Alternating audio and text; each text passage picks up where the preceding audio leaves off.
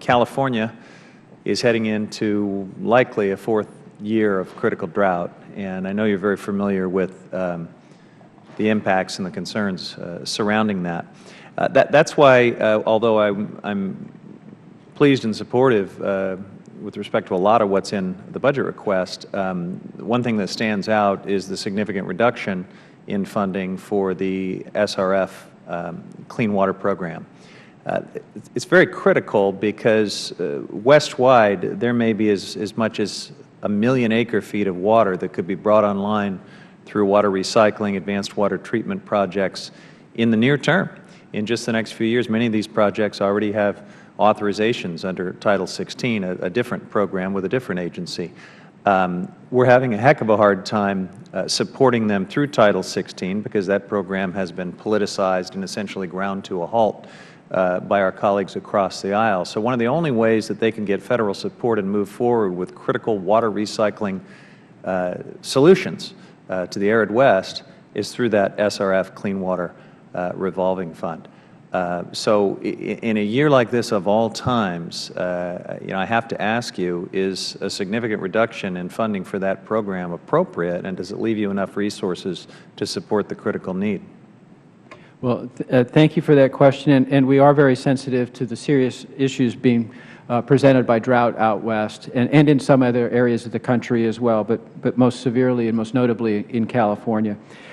We had to make some tough choices in putting together the budget. We did hear Congress's request that the budget of the President stop having significant reductions in requests for the SRFs. So in both of the SRFs, we requested more than the previous budget. We made the choice that we would make a greater investment in the drinking water SRF than in the clean water SRF to reflect the public health needs, to reflect what are larger documented needs, and also to help work more importantly with small communities who have special needs that can't be met the same as some of the larger communities. But we very much take to heart that, and we will continue to support the program, and we're continuing to look for ways to bring additional resources to the table. I mentioned earlier our Water Resiliency Financing Center. We're looking for ways to be more creative in financing, bring more money, some private sector money to the table. We also want to serve as a resource for communities to figure out, are there more creative ways to meet needs? For example, sometimes a community will say that they have an issue that they need more drinking water capacity, but what we find is that, I'll make up numbers, that they're treating 40 million gallons of water a day in their drinking water plant, but they're only treating 20 million gallons a day in their wastewater plant. Well, they don't have a drinking water capacity problem. What they have is a leaking pipe problem, because there should be not a one-for-one, but there should be a figured ratio.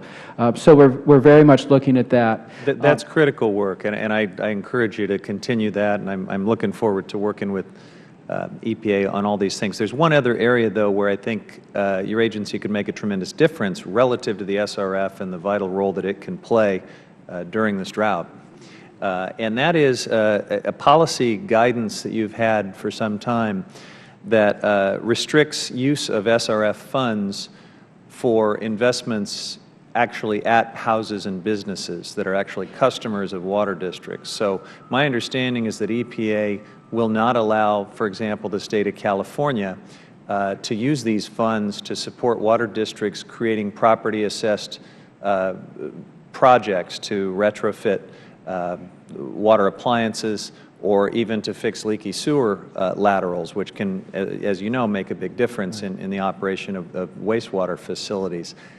There's a very proven track record on the repayment of these things through on-bill financing or property-assessed agreements with homeowners and businesses, and in any event, these districts would be on the hook for repayment of the loan anyway. It is purely a function of a policy guidance, a rather arbitrary, in my opinion, view that EPA has had restricting these funds. Now of all times, we should be looking at ways to leverage and maximize the value of these funds in the arid West, and I just hope that that's something you might be willing to take a look at.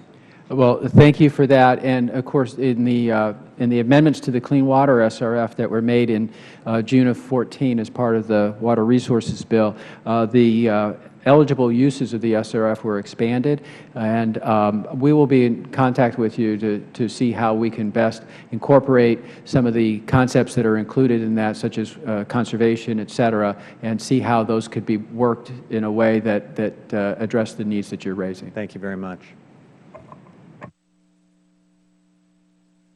Mr. Babin. Thank you, Mr.